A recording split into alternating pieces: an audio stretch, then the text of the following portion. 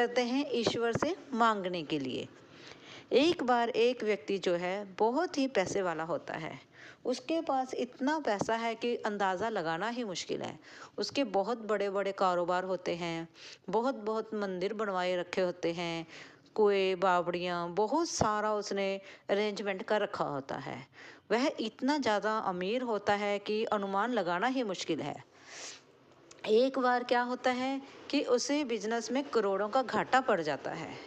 जब उसे करोड़ों का घाटा पड़ता है तब उसे ईश्वर की याद आती है, क्योंकि उससे पहले तो वह इतना पैसा होता है कि उसने इतने सारे मंदिर बनवा रखे होते हैं। यहाँ तक कि उन मंदिरों में पंडित भी पूजा के लिए रखे होते हैं, जो उस शाहूकार के नाम की वहाँ पर पूजा करते हैं। जब एक व्यक्ति की हर एक मंदिर में पूजा होगी तब हम जान ही सकते हैं ईश्वर उसके ऊपर तो मेहरबान होगा ही होगा। इस प्रकार से एक बार उसके बिजनेस में उसे घाटा पड़ जाता है, करोड़ों का घाटा पड़ जाता है। फिर वह सोचता है क्यों ना मंदिर जाया जाए, भगवान से प्रार्थना की जाए कि मुझे करोड़ों रुपया चाहिए ताकि मैं अपने व्यापार को बचा सकूं, वरना तो मैं जमीन पर सड़क पर आ जाऊंगा। इतना सोचते हुए वह सोचता है क्यों ना सुबह सुबह जल्दी उठकर जाया जाए और भगवान के साथ पहले ही मुलाकात मेरी हो जाए। क्योंकि जो व्यापारी होते हैं ना, उसे तो पहले बोहनी की ही चिंता होती है कि पहले बोहनी मेरी हो जाए। उसी प्रकार से उसे यही ध्यान रहा कि मैं मंदिर में सबसे पहले जाऊं और सबसे पहले मेरी मुलाकात हो, ताकि ईश्वर का जो मूड है वह ठीक हो और वह मेरी बात ध्यानपूर्वक सुने। इतना कह सोचते हुए वह सुबह सुबह जल्दी उठकर मंदिर की तरफ चल देता है। जब वह मंदिर की तरफ चलता है, मंदिर में पहुंचने पर वह क्या देखता है, जरा सोचिए आप।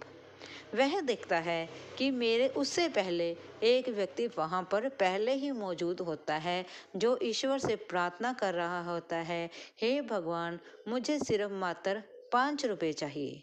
5 रुपए दे दीजिए हे ईश्वर, 5 रुपए की व्यवस्था कर दीजिए। मेरी पत्नी बहुत बीमार है, मैंने उसका ऑपरेशन कराना है। अगर मैं ऑपरेशन ना करा पाया तो वह मर जाएगी। अगर मेरी पत्नी मर गई तो मैं भी नहीं बचूंगा, मैं भी मर जाऊंगा। इस प्रकार से वह ईश्वर के सामने प्रार्थना कर रहा होता है। लेकिन जो वह व्यापारी होता है, शाहूकार होता है, वह भी पीछे खड़ा चुपके से सुन रहा होता है। लेकिन वह सोचता है कि यह यहाँ से जाएगा तब मैं अकेले में भगवान के साथ बात करना चाहता हूँ। वह व्यक्ति जो गरीब होता है वह ईश्वर से प्रार्थना कर रहा है मात्र 5 रुपए के लिए। तब वह इस प्रकार से प्रार्थना किए जा रहा होता है और व्यापारी को पीछे खड़े गुस्सा आ रहा होता है। फिर अचानक से जो व्यापारी है बाहर आता है और उस व्यक्ति से कहता है, ये पकड़ो 5 रुपए और यहाँ से जाओ और अपनी पत्नी का इलाज कराओ। वह व्यक्ति जो गरीब होता है 5 रुपए उस शाहूकार से लेता है और खुशी खुशी नाचते गाता हुआ वहां से चला जाता है। और वह सोचता है ईश्वर ने मेरी प्रार्थना स्वीकार कर ली और मेरे लिए 5 रुपए की व्यवस्था कर दी। इतना सोचते हुए वह चला जाता है। लेकिन वह व्यक्ति जो व्यापारी होता है, शाहूकार होता है, वह ईश्वर से प्रार्थना करता है, हे ईश्वर, मुझे 1 करोड़ रुपए की ज़रूरत है। मुझे 1 करोड़ रुपए की व्यवस्था कर दीजिए, नहीं तो मैं सड़क पर आ जाऊंगा। तब भगवान जो है वह मुस्कुराते हैं और सोचते हैं, उस व्यक्ति से 5 रुपए की ज़रूरत थी, उससे तो तुमने मुझे यहाँ से भेज दिया है और उससे मेरी जान छूट गई है। और अब तुम उससे भी बड़े भिखारी हो जिसे करोड़ों रुपया चाहिए, और तुम्हें भगाने के लिए मुझे तुमसे भी बड़ा एक भिखारी ढूंढना होगा। क्योंकि मोस्टली लोग, ज़्यादातर लोग मेरे दर पर मुझसे मांगने के लिए आते हैं। कोई पैसा मांगता है, कोई स्वास्थ्य मांगता है, कोई बच्चे मांगता है, कोई बच्चों के लिए नौकरी मांगता है, कोई खुशियाँ मांगता है। तरह तरह की इच्छाएं लेकर लोग मेरे पास आते हैं।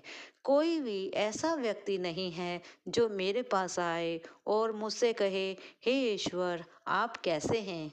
क्या आप इस दीन दुनिया की जो दुख सुन सुनकर आप भी दुखी हो गए होंगे, आप भी अपना हाल आज मुझे सुना सकते हैं।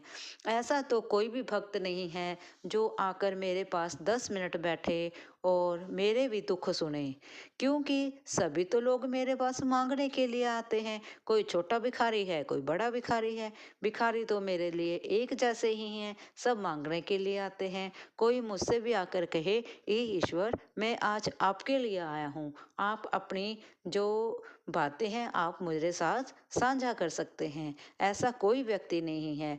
इतना सोचकर जो भगवान है वह मुस्कुरा रहे होते हैं और उस व्यक्ति के बारे में सोच रहे होते हैं जिसे करोड़ों रुपया चाहिए, और फिर भगवान सोच रहे होते हैं, चलो अब इस दुनिया में उस भिखारी को ढूंढो जो इसकी मदद कर सके, क्योंकि ईश्वर थोड़ा खुद आते हैं मदद करने के लिए, वह तो किसी का जरिया बनते हैं, जरिया बनाकर किसी को भेजते हैं जो हमारी समस्या हल कर सके। क्योंकि हम ईश्वर से प्रार्थना करते हैं, उन्हें अपने माता पिता समझते हैं। इसी प्रकार से हमारे माता पिता हैं। अगर हम हमारे माता पिता से हर समय दुख की बातें करेंगे, कुछ मांगने की बातें करेंगे, तो कभी हम उनके पास बैठकर भी तो उनसे पूछें कि आज आपका दिन कैसा रहा और आपको क्या कोई समस्या तो नहीं है, क्या आपको भोजन में कोई कमी तो नहीं लगती है, या आपने कहीं घूमने तो नहीं जाना है, या आज आपके लिए जलेबी तो ना लाऊं, क्या आपका जलेबी खाने के लिए मन है या रसगुल्ले। कभी हम यह नहीं पूछते। इसी प्रकार से हम अपने माता पिता के पास हमेशा अपनी ज़रूरतें लेकर जाते हैं। वही आदत हमें पड़ गई है, हम भगवान के पास भी अपनी ज़रूरतें लेकर जाते हैं। इसलिए हम थोड़ा सा अपने आप को बदलने की कोशिश करें और भगवान के पास जाकर अपनी समस्याओं का पिटारा ना खोलते हुए कभी कभी हम भगवान से ये करें, हे भगवान, आपका शुक्रिया है, आपने हमें बहुत कुछ दिया है। कभी कभी हमें शुक्राना करना भी सीखना होगा, तभी तो भगवान हमारी सुनेंगे। इसी प्रकार से अगर आपको मेरी यह छोटी सी वीडियो अच्छी लगी हो, प्लीज़ लाइक और सब्सक्राइब। राधे राधे जी, कैसे हैं आप सभी लोग? आप सभी लोग स्वस्थ होंगे, कुशल मंगल होंगे। चलो आज मैं आपको ले चलती हूँ हमारे मंदिर की तरफ। ये देखिए, ये हमारे मंदिर में कितनी सुंदर गुलाबी रंग के कपड़ों में, देखो जरा कौन है। चलो जरा माता रानी के फेस की तरफ चलते हैं, उन्हें उनके मुखड़े की तरफ चलते हैं, देखते हैं कि इस गुलाबी रंग की पोशाक में कौन विराजमान है। चलो ये देखिए, हाथों में भी चूड़ी, ये लाल रंग का चूड़ा, और ये देखिए कितनी बड़ी जीवा है, और ये माता रानी की आंखें, और ये देखिए, ये मैं आपको दिखा रही हूँ जो तीसरी आंख है, जो भगवान शिव की तरह है। मैंने कि ये भगवान शिव का ही रूप है। जैसे भगवान शिव की अर्धनारीश्वरी रूप है, उसी प्रकार से भगवान शिव ने माता को अपने आधे शरीर में स्थान दिया था, और उसी के कारण माँ काली के माथे पर भी तीसरी आंख है। और ये देखिए डमरू धारण किए हुए हैं, और तलवार, चूड़ियाँ, देखो माता रानी ने नारी के समान चूड़ियाँ भी पहनी हैं, तलवार, एक क्षत्रिय के समान तलवार भी उठाई है। ये देखिए, ये हमें क्या शिक्षा देती हैं? ये हमें यही शिक्षा देती हैं कि चाहे हम नारी रूप में जन्म हुआ है, लेकिन नारी एक ममता की मूर्त है। माँ जैसे होती है उस प्रकार से ममता की मूर्त है, लेकिन अगर ज़रूरत पड़े तब वह तलवार उठाना भी जानती है। ये हमें यही सिखाते हैं। और ये देखो कितने सुंदर कपड़े हैं। देखो कुछ कपड़े का थान जिसको दर्जी ने काट छांट कर ये माता रानी की कितनी सुंदर पोशाक बनाई है।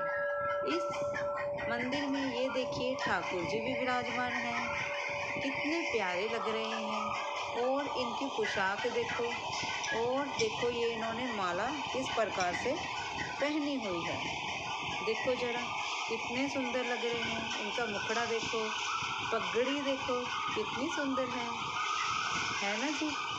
आप जरा बताओ कि आपको ठाकुर जी की पगड़ी का डिज़ाइन किस प्रकार से लगा, कैसी लगी उनकी पोशाक। और दूसरी तरफ चलते हैं हम, जहाँ पर माता रानी की जोत जग रही है, जो हर समय चलती रहती है, जहाँ पर वीर हनुमान जी भी विराजमान हैं। और ये देखिए किस प्रकार से माता रानी के उस स्थान में से इतने सुंदर वस्त्र बनाए गए हैं। और इस मंदिर में आने से हर भक्त की मनोकामना पूर्ण होती है। जो भी भक्त इस मंदिर में माता रानी से अपनी मुराद मांगता है, अपनी मन्नत मांगता है, विश मांगता है, तो माता रानी उसकी प्रार्थना जरूर स्वीकार करती है। कहते हैं कि माता काली जल्दी ही सभी पर प्रसन्न हो जाती है, जिस प्रकार से वह जल्दी ही क्रोधित भी हो जाती है। उसी प्रकार से माता रानी सभी की झोलियाँ भरती है, क्योंकि है तो एक माँ ना। जो माँ होती है वह जल्दी प्रसन्न होती है अपने बच्चों पर, और जल्दी जल्दी ही वरदान भी दे देती है। देखिए जब भगवान शिव माता रानी के चरणों में लेट गए थे, तब डर के कारण, सहम जाने के कारण माता रानी की जीवा जो है वह बाहर आ गई थी। तभी से माता रानी की जो जीवा है वह बाहर ही है। ये देखो यहाँ पर इस मंदिर में जो माता रानी की जीवा है उस पर चांदी का वर्क चढ़ाया गया है।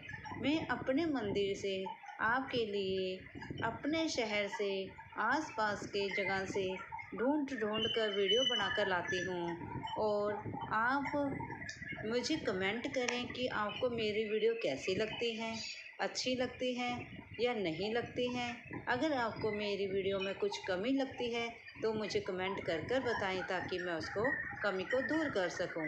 मुझे लाइक और सब्सक्राइब करें और शेयर भी करें, क्योंकि मेरा चैनल भी आप ही के सहारे चलता है। धन्यवाद जी।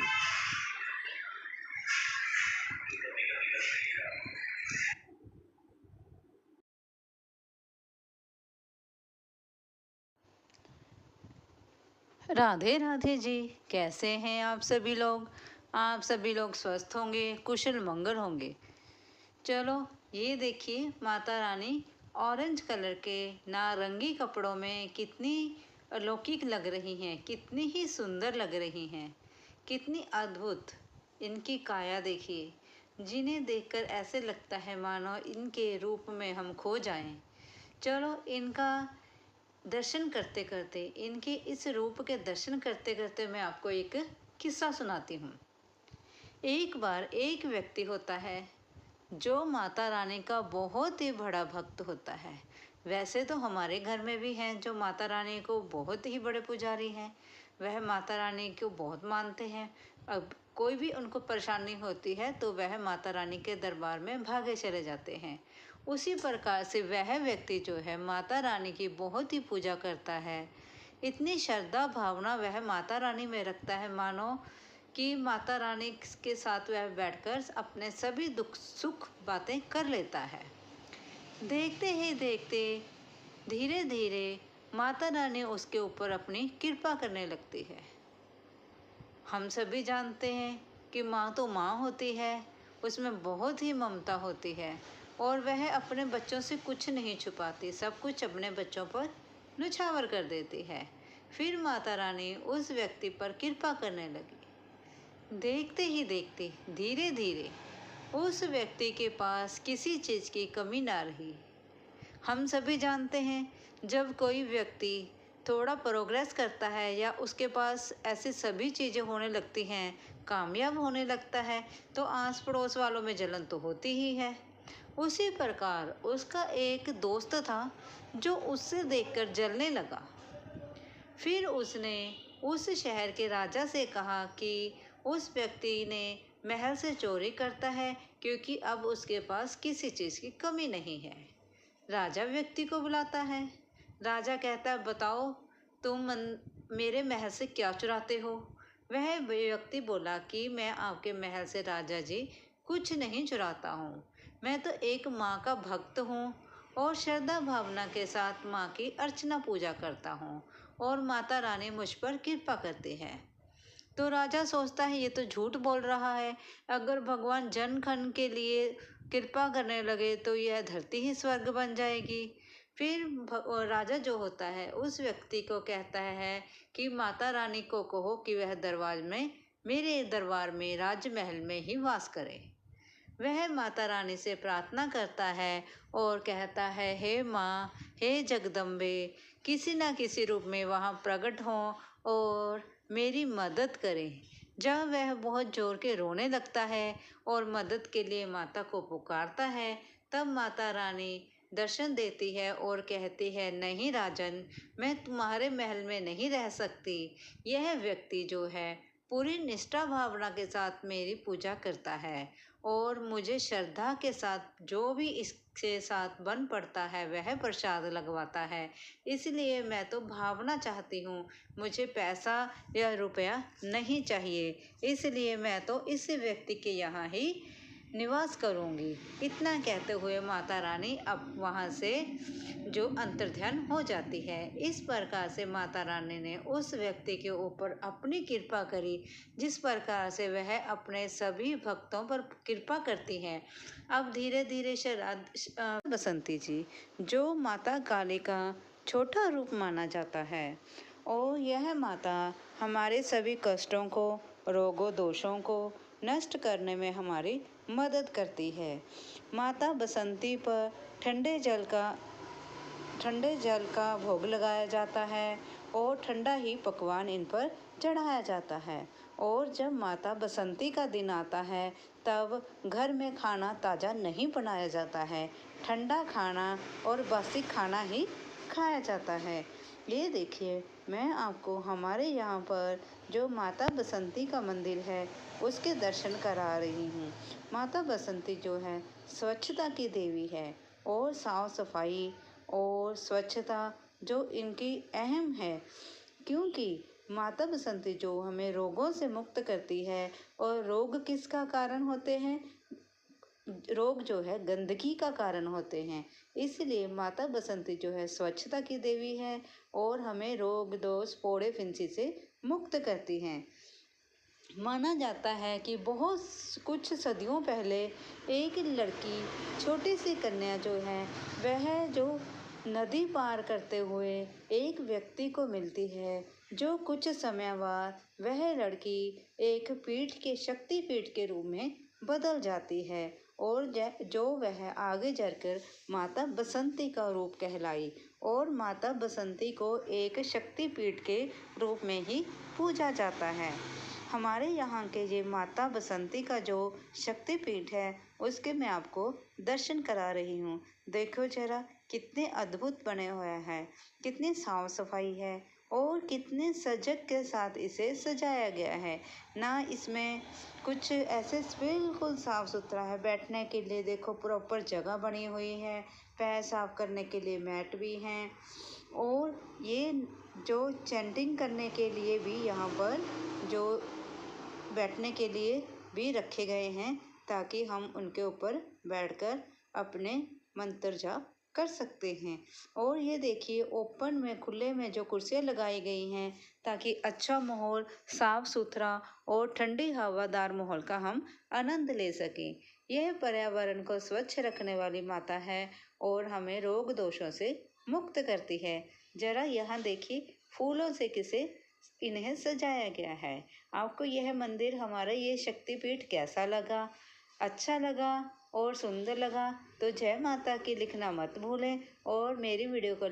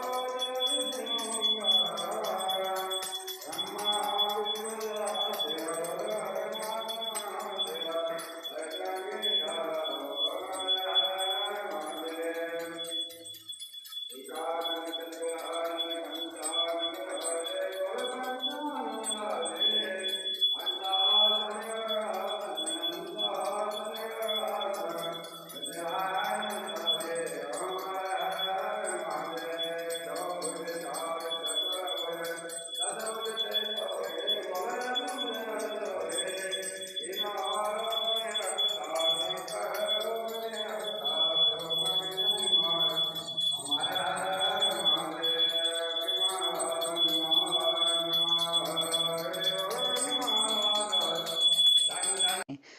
हम बात करते हैं पाप और पुण्य के बारे में कि पुण्य का फल किस प्रकार से हमें मिलता है और पाप का फल किस प्रकार से मिलता है। एक व्यक्ति था जो कि बहुत ही पाप करता था। उसने अपने जीवन में इतने अत्यंत पाप कर रखे थे कि जिनका लेखा जोखा करना भी मुश्किल था। वह कभी मंदिर नहीं जाता था, कभी उसने अपने हाथ से कोई पुण्य का कार्य नहीं किया, कोई दान नहीं किया, कुछ भी कार्य नहीं की, कभी किसी की सेवा नहीं की। यहाँ तक कि कभी वह लंगर में भी सेवा नहीं करने गया। किसी प्रकार से उसने कोई भी अपने जीवन में अच्छा कार्य नहीं किया। वह सिर्फ व्यक्ति पाप ही पाप करता था, पाप करता था। सुबह खाता पीता अपना काम पे चला जाता और फिर घर आता। सिर्फ उसका एक अच्छा काम यह था कि वह जो रोटी बचती थी उससे छोटा छोटा छोटा छोटा तोड़कर वह पानी में फेंक देता था, जो कि मछलियां खा लेती थी। इस प्रकार से सिर्फ वह एक कार्य करता था जिससे वह अनजान था, जो वह अनजाने में करता था, और वह कोई काम अपने जीवन में अच्छा नहीं करता था। एक दिन वह व्यक्ति मर जाता है। जब वह व्यक्ति मर जाता है तो जब हम मर जाते हैं, भगवान जी आते हैं और हमारी आत्मा को ले जाते हैं। तब उसकी आत्मा को भी ऊपर ले जाया गया। जब उसके पापों का लेखा जोखा होना शुरू हुआ, तब उसने पूछा, यमराज जी ने पूछा, इसको क्या सजा दी जाए, इसका लेखा जोखा किया जाए।